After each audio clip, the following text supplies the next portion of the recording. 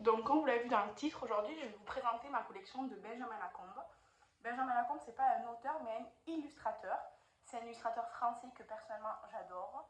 Maintenant ça fait quelques années que j'ai commencé ma collection. Le problème qu'il y a, c'est que tous les ans il sort des nouveautés tout le temps. Donc voilà, mais je vais vous montrer les temps que j'ai des dégâts. J'ai piqué le bureau à mon fils pour stocker. Et je suis dans sa chambre parce que le soleil, parce qu'il y a une bonne lumière ce matin quoi.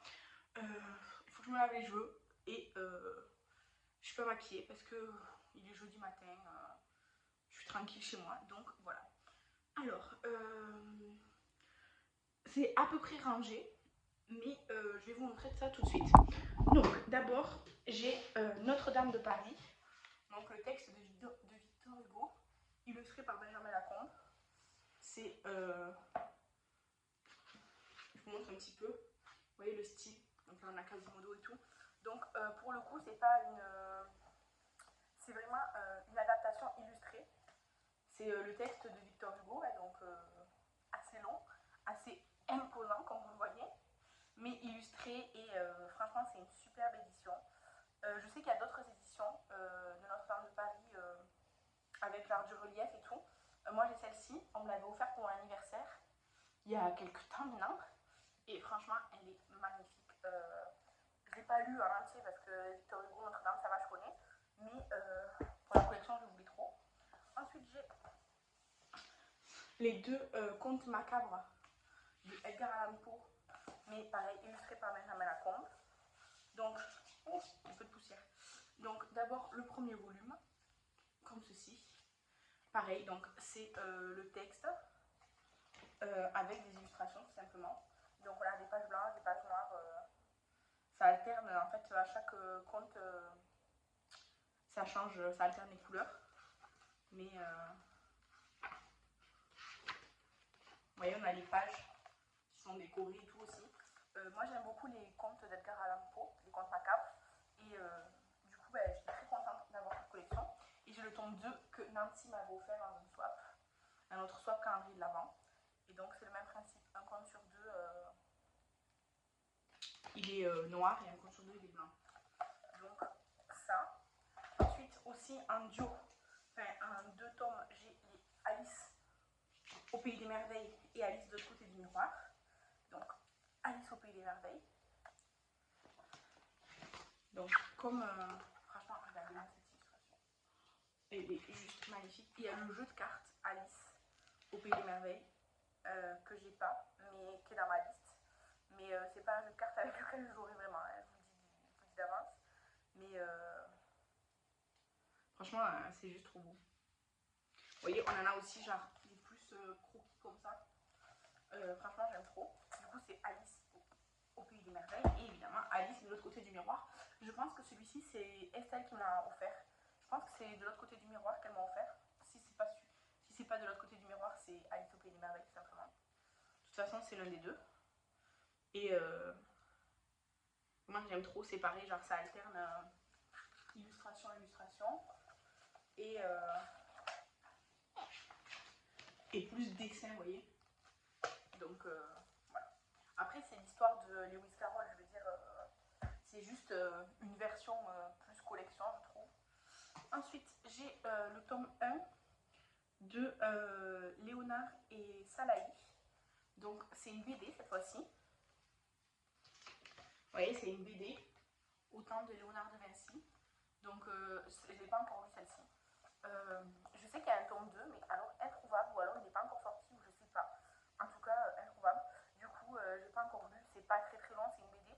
C'est juste que je suis pas vraiment BD. En général, j'aime pas trop les BD. Je préfère la poésie ou les romans. Mais vous voyez comme c'est beau, les croquis et tout là. C'est magnifique, je trouve. Vraiment. Voilà. Du coup, c'est sur les portraits. Quand c'est Léonard de Vinci, je pense, puisqu'il y a la Joconde et tout dedans. Ensuite, j'ai une collection de 3 livres sur le Japon. D'abord, on a les histoires des femmes samouraïs. Ça, c'est les livres que je préfère de Benjamin Lacombe, illustrés. Alors, souvent, ils sont en collaboration avec Sébastien Pérez. Sébastien Pérez, c'est un auteur pour le coup. Et en fait, ils prennent des histoires réelles, quoi, et ils adaptent. Donc là, c'est sur des femmes samouraïs, tout simplement. tomes dedans, des histoires de vraies femmes samouraïs qui ont existé. Ensuite, on a des petits jeux samouraïs, quoi. Et donc, il est magnifique, là, il a un côté tissu. Là, c'est du tissu, genre, gravé. Et un côté solide, quoi, rigide. Et donc, voilà, je vous feuillette un petit peu. Donc, Sébastien Pérez avec Benjamin Lacombe, je trouve qu'ils font de très très belles collections. Ensuite, du coup, on a Histoire de fantômes du Japon. Donc, sur toutes les légendes de fantômes. Donc, pareil, un côté tissu gravé et un côté rigide. Toujours avec. Alors, cette fois-ci, c'est Lafcadio Hearn, l'auteur. Mais c'est exactement le même principe en fait. C'est le même principe qu'avec Sébastien Pérez. Donc, voilà les textes avec les illustrations. Et cette fois-ci, c'est je ne me rappelle plus des noms qu'ils ont, les fantômes. Mais enfin, vous savez, il y a beaucoup de légendes au Japon et tout ça. Donc, ben, c'est pareil, c'est sur des histoires donc, de fantômes cette fois-ci, mais uniquement au Japon. Et on a les esprits et créatures du Japon, vous savez, dans la mythologie un peu japonaise. Donc, pareil, un côté tissu brodé, enfin gravé. On a, vous savez, le renard avec plein de queues et tout ça, entre autres. Et on essaye de chercher un, il y a un portrait là. Par exemple, là, on a. Comment elle s'appelle? J'ai oublié. Elle s'appelle Kitsune. Voilà, donc là, on a son portrait. Kitsune, c'est une créature mythologique japonaise. Vous voyez? Et du coup, ça, c'est la collection sur le Japon. J'en ai acheté un et deux autres, on me les a offerts. Ensuite, j'ai Bambi avec, comme je vous ai dit tout à l'heure, qui avait jardé en 3D là. En fait, c'est une couverture, une page de feuillage et l'illustration. Donc là, c'est Bambi. Un grand classique, hein, évidemment. Et pareil, avec des illustrations. Ah oui, celui-là, moi, je l'ai en espagnol. En fait, comme je parle espagnol et catalan, je peux me permettre d'acheter des livres d'occasion, souvent dans d'autres langues, parce qu'ils sont moins chers. Donc, voilà. Mais du coup, celui-là, il faut faire attention, parce que du coup, ça s'abîme assez vite, là, je trouve. Donc, voilà, c'est le texte, donc en espagnol, cette fois-ci. Et puis, au milieu, on a en fait, on a les bois où Bambi se cache et tout ça, là. Et du coup, bah, il faut... oui, ça se déplie et tout, enfin, ça devient très très grand, et si vous dépliez tout, il y a trois côtés à développer. Donc voilà, j'ai le Bambi. Ensuite, je vais attaquer cette pile qui est là-bas. Ensuite, j'ai le manga The Promised Neverland que Estelle m'a offert. En fait, c'est l'illustration de Benjamin Lacombe, c'est une édition limitée, je crois, quelque chose comme ça. Donc, on a ça. Ensuite, j'ai un roman, normalement c'est un jeune adolescent, c'est Sabotage en série à Versailles, à l'école des pages de Roi Soleil. Alors je ne l'ai pas encore lu, mais il est trop mignon avec les autruches et tout. Et normalement, il y a un tome 2 que je n'arrive pas à trouver non plus. Donc voilà, celui-ci pour le coup, c'est juste la couverture qui est illustrée. Et dedans, c'est, voilà, je l'ai payé genre 3 € sur Amazon à quelqu'un. Je pense que c'est quelqu'un qui l'avait pris. Enfin, je sais pas, il y a une étiquette et tout, donc je sais pas si ça avait une bibliothèque ou quoi, j'en sais rien. En tout cas, je l'ai pas lu, mais normalement, c'est genre adolescent. Ensuite, j'ai commencé la collection des Sherlock. Du tome 1 à 5, il y en a 8, donc il m'en manque 3. Tout simplement, c'est un petit chat, donc c'est Sherlock, qui mène des petites enquêtes. Et ça, je les ai achetés pour pouvoir les lire avec mon fils quand il sera un peu plus grand. Parce que là, il n'a pas encore 2 ans. Mais je me suis dit, si je commence la collection maintenant, quand il sera en maternelle CP, je pourrais les lire avec lui. Donc, j'en ai 5 sur 8. Et du coup, à l'intérieur, vous avez des illustrations. Et évidemment du texte. Alors, c'est pas des albums, c'est vraiment un petit roman, quoi. En saga, vous voyez, c'est écrit gros, c'est assez espacé et tout. Donc voilà, donc c'est des petites enquêtes genre Sherlock, mais avec un chat en fait. Sherlock. Voilà. Ensuite, j'ai Les Amants Papillons, que Estelle m'a offert aussi dans notre swap. Pour le coup, c'est une histoire courte, illustrée. Ah, c'est là, l'illustration est trop belle. Dans le cimetière, voilà. Enfin, vraiment, elle est très très belle. C'est une petite histoire d'amour. Ça se lit très très vite. Et c'est pas spécialement pour les enfants, mais c'est court. C'est une histoire d'amour, c'est un peu triste. Donc voilà, celle-là d'image aussi est trop belle. L'illustration, j'aime trop. Donc voilà, ça c'est Benjamin Lacombe. En fait, il y a plein d'éditeurs qui publient Benjamin Lacombe en fonction des collections. Il y a les Edelweiss, les Métamorphoses, là c'est Seuil Jeunesse. On a les Sherlock, c'est Flammarion. Oxymore aussi. Il y en a vraiment plein. Ensuite, là, on a Le Maître Chat. Donc, c'est une histoire connue de Charles Perrault, mais illustrée par Benjamin Lacombe aussi. Donc, voilà, c'est le petit conte du Maître Chat, mais illustré, tout simplement. Donc, ça, c'est mignon aussi. C'est un classique. Ensuite, j'ai la collection des Terres de monstres que j'ai pas lu, parce que j'ai pas le temps. Ce sont 3 romans. Alors, c'est censé être des romans adolescents. Donc, 3 romans, comme ça, Terre de monstres. L'enfant trouvé, Marque de sang, et ensuite Sombre complot. Je sais pas vraiment de quoi ça parle, honnêtement. Donc, voilà. Et c'est pareil, c'est illustré par Benjamin Lacombe. Donc là, vous en avez. Alors, je sais vraiment pas de quoi ça parle, parce que je les ai pas lus. Mais je les ai trouvés vraiment pas chers, le lot de 3. Sur Vinted, un jour, je crois que j'ai payé 10 ou 12 euros les 3, plus les frais de port, c'était vraiment pas cher. Donc je les ai pris. Surtout qu'on les trouve vraiment pas du tout souvent. Par contre, pour le coup, ceux-là, c'est sûr qu'ils viennent d'une bibliothèque parce qu'il y a des antivols qui ont été arrachés et tout. Donc je sais pas si c'est une bibliothèque qui s'en est débarrassée ou quelqu'un qui les a piqués. En tout cas, j'étais très contente de les trouver parce que on les trouve pas facilement du tout. Donc vous voyez, c'est beaucoup des schémas, enfin des croquis comme ça et tout. Mais voilà. Un jour, je les lirai, hein, mais là, j'ai pas encore eu le temps. Je n'ai pas le temps de lire. Ensuite, j'ai La Niña Silencio, c'est l'enfant du silence en français. Je pensais qu'il serait plus grand que ça, mais non. C'est pareil, une petite histoire courte comme, les amants papillons. C'est assez triste, franchement, c'est assez triste. Je ne conseillerais pas trop pour les jeunes enfants, parce que c'est vraiment triste. Mais je sais pas si c'est une jolie histoire ou pas, c'est triste. C'est bien écrit et les illustrations sont très belles. Après, moi, je l'ai en espagnol, mais comme je vous l'ai dit, il existe aussi en français, ça s'appelle L'Enfant du silence. Ensuite, j'ai acquéri récemment le musée des monstres. Le 1, c'est La tête réduite et le 2, c'est La statue hurlante. Pareil, illustré par Benjamin Lacombe. Pareil, jeune public, adolescent. Il y a très peu d'illustrations dans cela. C'est vraiment plus la couverture et tout. Mais là, vous en avez en noir et blanc. Je les ai pas lus non plus, évidemment, hein, j'ai pas eu le temps. Mais en fait, je préfère les acheter quand je peux, quand je les trouve à bon prix. Et je les lirai un jour, de toute façon. Voilà, donc le musée des monstres. Je trouve qu'ils sont assez sympas. En fait, c'est assez intriguant, ça donne envie de lire, je trouve. Donc voilà. Ensuite, j'ai La mécanique del corps, donc la mécanique du cœur, de Mathias Alzieux. Là, c'est l'édition en catalan. Vous savez, vous avez peut-être vu le film et tout, La mécanique du cœur. Ben voilà. Donc là, il y a écrit un des livres les plus captivants de la saison, Le Pays, le journal.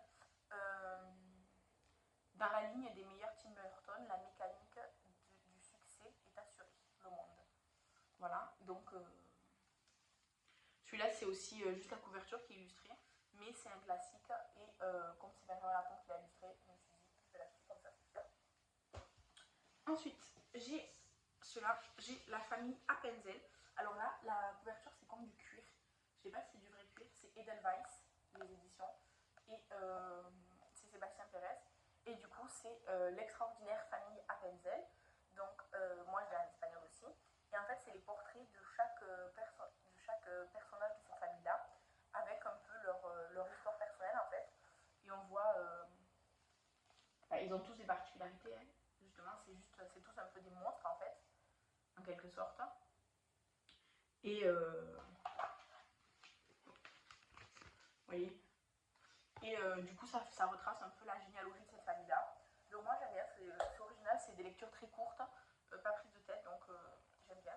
Ensuite, le premier que j'ai acheté, c'était à l'exposition Curiosities à Paris. Quand je suis allée voir l'exposition à Paris, j'ai acheté le livre Curiosities. Donc cette édition-là, il y a plein d'éditions de ce livre Curiosities. C'est une espèce de... Je sais pas comment l'expliquer, c'est un peu une anthologie du travail de Benjamin Lacombe. Parce qu'en fait, dedans, c'est pas une histoire. Alors, moi, j'ai un anglais, du coup, Curiosities, parce que à l'inauguration, il n'y avait que celui en anglais. Et en fait, c'est un peu l'histoire de son travail, si vous voulez. C'est une espèce de recueil de... C'est une espèce de recueil de son travail, une espèce d'anthologie donc d'illustration. Vous voyez, là, on a celui d'Alice. Bon, là, on a le travail sur Alice, là, sur les amants papillons. Là, c'était Blanche-Neige avant, là, c'est Blanche-Neige. Et en fait, Benjamin Lacombe, il fait des illustrations de livres, il fait aussi des tableaux, des sculptures. C'est quoi, je savais pas que j'avais ça. Et du coup, c'était vraiment très bien comme expo, et je m'étais offert lui. Voilà. Ensuite, j'ai la généalogie d'une sorcière. Donc, c'est un duo, c'est un coffret, où dedans, on a grimoire de sorcière.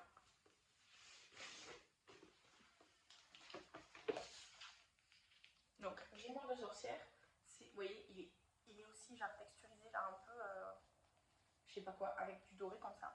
Alors là, c'est l'histoire de différentes sorcières à travers le temps.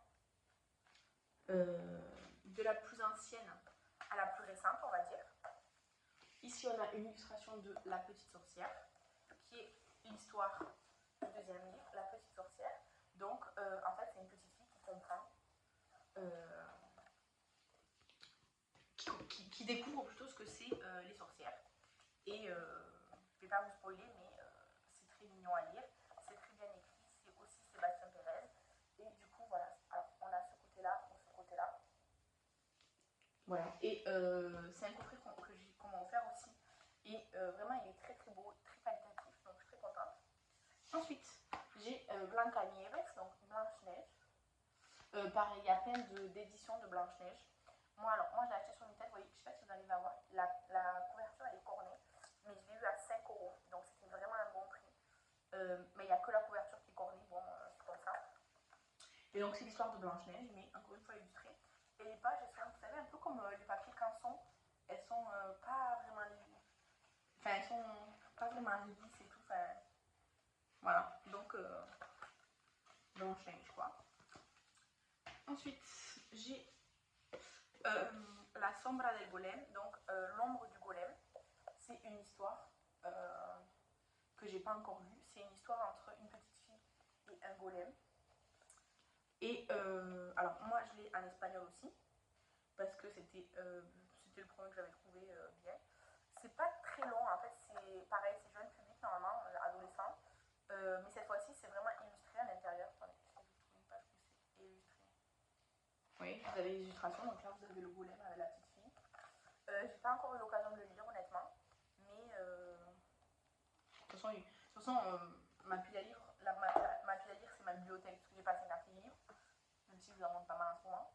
Donc voilà. Ensuite j'ai la 7ème obsession, Tim Burton. C'est un magazine qui se vend à prix d'or. Et moi un jour je le trouvais pas trop cher, un peu cher mais pas trop cher. Et en fait c'est sur l'œuvre de Tim Burton. Et donc la couverture c'est Benjamin Lacombe qui l'a faite. Cette couverture elle est magnifique. J'aimerais trop pouvoir encadrer cette couverture. Et en fait c'est un magazine qui est dédié à Tim Burton, à son travail cinématographique. Et comme j'aime beaucoup Tim Burton, ben, du coup c'est intéressant que je le prenne. Ensuite, là j'ai des albums, donc des albums jeunesse. J'ai Long Cheveux, c'est l'histoire d'un garçon aux cheveux longs. Pareil, c'est illustré et avec du texte, vous voyez, ça c'est petit texte. Ça je peux le lire à mon fils sans problème, quoi. C'est pas très long comme histoire. C'est une histoire assez intéressante. Ensuite, on a Rossignol. Donc là, la couverture est en... Je sais pas si c'est du tissu. Ou... J'ai l'impression que c'est du tissu, mais... Je sais pas, c'est un peu texturisé, quoi. Et donc, c'est l'histoire de donc, Rossignol. Et en fait, dans ce livre, on a des pages comme ça, en fait, à ouvrir. Vous voyez, plusieurs moments. Donc, les pages pages elles sont un peu fragiles, elles sont un peu en papier canson, on dirait, vous savez, granulé là. Mais voilà. C'est sympa comme histoire. Je sais pas si c'est une adaptation ou pas d'ailleurs. C'est Sébastien Perret, donc ça doit être une adaptation. Mais l'histoire est intéressante. Pareil, c'est pour les enfants, mais il est plus long que Long Cheveux. Ensuite, la grande journée du petit Li Yin, c'est sur un jeune garçon chinois, si je ne me trompe pas. Ça parle d'une fête traditionnelle chinoise et donc de ce petit garçon, de ce qu'il fait ce jour-là. C'est un peu une leçon de morale parce qu'en fait, ce petit garçon, il veut beaucoup quelque chose, mais sa mère ou son grand-père ou je ne sais plus qui, lui a donné de l'argent pour autre chose et donc c'est le dilemme de est-ce que je respecte la consigne et j'achète ce qu'il faut pour ma famille ou est-ce que je me fais plaisir avec autre chose.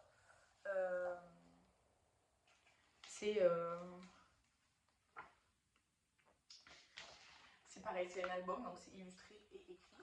Et à la fin, vous avez une légende. Donc, moi, du coup, je connaissais déjà, mais la légende sur l'histoire, la déesse de la lune. Voilà. Donc, voilà, ça aussi, c'est un album très joli. Ensuite, j'ai les destins de chiens et facéties de chats. En fait, c'est des histoires sur des chiens et des chats qui ont été retranscrites et illustrées. Donc, c'est très court, hein. Vous voyez, ça c'est une histoire. Donc chaque double page c'est une histoire illustrée. Donc là c'est sur les chiens et celui-là c'est sur les chats. Et c'est exactement pareil. C'est une page, une illustration et l'histoire du chat. Donc il y en a qui sont rigolotes, il y en a qui sont tristes, ça dépend un peu. Mais c'est très sympa à lire, ça va vite à lire. Voilà. Ensuite on a le livre sur Marie-Antoinette. Donc là c'est en tissu, le bord aussi. Et là, c'est tout en relief. Je ne sais pas si vous arrivez à voir, il y a comme des moulures en relief. Et ça explique donc l'histoire de Marie-Antoinette. Voilà, c'est un peu la biographie de Marie-Antoinette, mais adaptée. Comme ça. C'est la collection Métamorphose. Ils sont très très bien les livres de la collection Métamorphose. Ils sont surtout très qualitatifs aussi. C'est vraiment un plaisir. Ensuite, il nous reste une pile. Ensuite, j'ai l'encyclopédie du merveilleux. C'est une collection que j'adore aussi. Donc moi j'en ai 3 sur 7 je pense. Donc j'ai tout d'abord les sorcières. Et en fait comme pour Histoire du Japon et tout ça, c'est Albin Michel Jeunesse. En fait ça explique des choses sur les sorcières. Donc en fait c'est un peu... donc là vous avez Baba Yaga par exemple. Donc là il y a l'histoire de Baba Yaga, sa légende en tout cas. Et après par exemple là vous avez soigner un métier de sorcière. Et du coup là avec un planisphère avec différentes parties du monde et comment les sorcières soignent en fonction des régions. Tout plein de plantes médicinales utilisées par les sorcières. Et c'est vraiment oui, comme une encyclopédie avec aussi des histoires à l'intérieur. Et après là, par exemple, vous avez aujourd'hui de la sorcellerie paysanne à la sorcière féministe. Donc, des sorcières modernes en quelque sorte là. Voilà, c'est un peu chronologique. Et par exemple là, les montres et les fétiches de sorcières. Vous avez une double page comme ça avec tout ce genre de choses. Donc c'est super intéressant. J'ai pareil avec les fées. Donc les fées. Donc c'est exactement le même principe. Hein. Alors ces livres-là, ils ne sont pas tous illustrés par Benjamin Lacombe, mais Benjamin Lacombe, il dirige cette collection. Et je la trouve vraiment très bien faite. Et l'année dernière, pour Noël, j'ai eu les dragons. Il y avait aussi les monstres, mais j'ai eu les dragons déjà. En fait, j'adore les dragons, donc je suis contente. Et cette année, ils ont sorti les ogres et les ogres et les quoi? Les fantômes. Les fantômes. Donc il y a 2 nouveaux livres et du coup, il m'en manque 3 sur 6. Du coup. Ensuite, là, j'ai de nouveau pas mal de petits albums, on dirait. On va dire. Je vais vous rapprocher un peu de ça. J'ai Blues Bayou. Donc, c'est une histoire qui se passe dans le Bayou, du coup, en Louisiane. C'est une petite histoire avec les enfants et tout. Disons que c'est un album, mais il est un petit peu long pour les jeunes enfants. Donc, plutôt 8-10 ans, quoi. Ensuite, j'ai Cerise Griotte, un autre album. Celui-ci est plus court. y a moins de texte à l'intérieur. Donc après l'histoire, moi j'ai pas spécialement aimé l'histoire, mais ça c'est quelque chose de très personnel. Ensuite j'ai La Mélodie des tuyaux. Il est super grand comme ça. C'est le plus grand en termes de hauteur. Donc là pareil c'est un tissu ici. Et c'est tout simplement l'histoire de La Mélodie des tuyaux. Donc peut-être que vous avez déjà vu, je sais pas s'il y a une livre ou quoi, un film ou quoi. Mais voilà, donc c'est illustré. Et on a l'histoire comme ça. C'est pas très très long à lire. C'est seuil jeunesse, donc c'est pour les enfants. Pour un enfant, c'est peut-être un peu long aussi. Et en fait, normalement, il y a un CD, parce que c'est un conte musical.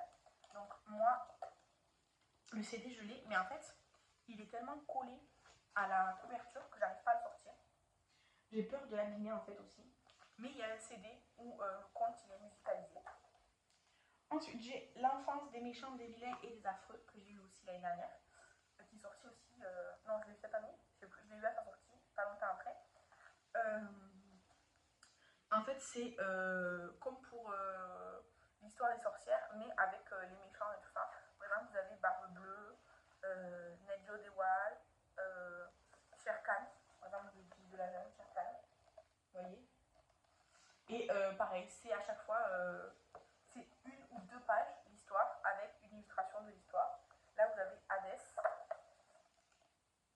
Voilà, donc ils sont tous en mode enfant, hein, du coup, puisque c'est l'enfance des méchants, vilains et affreux. Ensuite, j'ai La meilleure maman du monde. Donc, c'est un livre qui retrace en fait les différentes mamans animaux et humaines, enfin animaux jusqu'à humaines en fait, pour dire qu'en fait on est tous la meilleure maman qu'on peut être de notre espèce. Donc voilà. Ensuite, j'ai Ondine, donc l'histoire de la fée des eaux Ondine. Pareil, il y a plein de versions de ce livre. Moi j'ai la version qui brille comme ça partout. C'est Albin Michel aussi. Et en fait, c'est l'histoire de cette déesse des eaux. Oui, voilà. Enfin, tout simplement, c'est un peu long, c'est pas un album pour enfants cette fois-ci, hein. Mais c'est intéressant, Ensuite, j'ai Swinging Christmas, chanté par Olivia Ruiz. Alors, moi je l'ai, alors il est réuni et tout, je l'ai acheté pas cher sur Vinted. Je l'ai pas lu encore, franchement, je l'ai pas lu ou quoi, ni écouté. C'est un texte qui parle du coup de Noël. Je sais que ça parle de Noël et de jazz. Et en fait, dedans, du coup, comme ça parle de. Ben, en fait, il y a des musiques qui vont avec l'histoire. Et du coup, on a un CD en forme de vinyle pour pouvoir écouter. C'est Olivia Ruiz qui chante. Non, c'est Olivia Ruiz qui a écrit la nouvelle. C'est Benjamin Lacombe qui l'a adapté.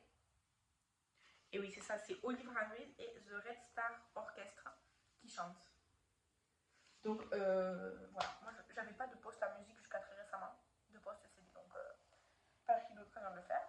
Ensuite, j'ai, alors cette fois-ci c'est pas Benjamin Lacombe, mais je l'inclus ici, parce que c'est dans le même style, dans la même lignée. Ce sont Les Princesses oubliées et inconnues. C'est de Philippe Le Schermer et Rebecca D'Outremer, chez Gauthier Languereau, comme édition. Et en fait, ça parle de princesses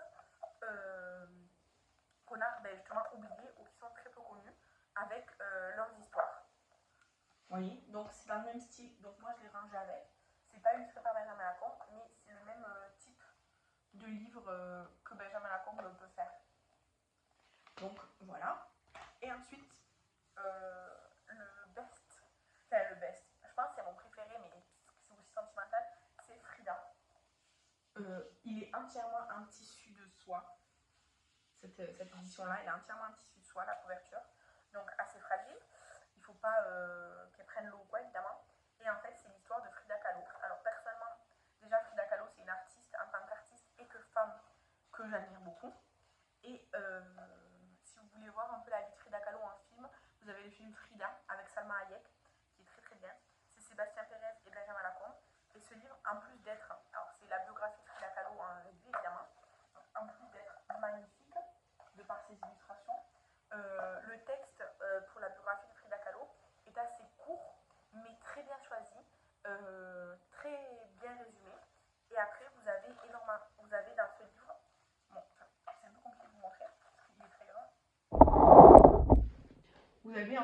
des pages et hop, où là on découvre différentes œuvres de Frida Kahlo superposées et tout. C'est vraiment, je pense, c'est mon préféré de ma collection. C'est ma belle-mère qui me l'a offert et je suis ravie, ravie. Il est magnifique. Je ne sais pas si vous arrivez à voir la brillance de la soie, là, du tissu de soie pour la couverture, mais en tout cas, il est magnifique. Il est très très bien fait. C'est vraiment une œuvre ce livre. Et voilà, on en a fini avec ma collection de Benjamin Lacombe. J'en ai des plus abîmés que d'autres et tout ça. En fait, si je peux les acheter d'occasion, je le fais. Sinon, quand on me les offre, en général, les gens les achètent sur Amazon. Donc, ils sont neufs. Mais je suis très contente. Il m'en manque vraiment pas mal encore. Mais petit à petit, la collection s'agrandit petit à petit. Et voilà. En tout cas, n'hésitez pas à me dire si vous connaissez Benjamin Lacombe ou si vous connaissiez plutôt. Et quelle est votre collection d'auteurs ou d'illustrateurs que vous ne pouvez pas vous séparer. Moi, c'est Benjamin Lacombe, évidemment. Et je vous remercie d'avoir regardé cette vidéo. Je vous embrasse et je vous dis à demain.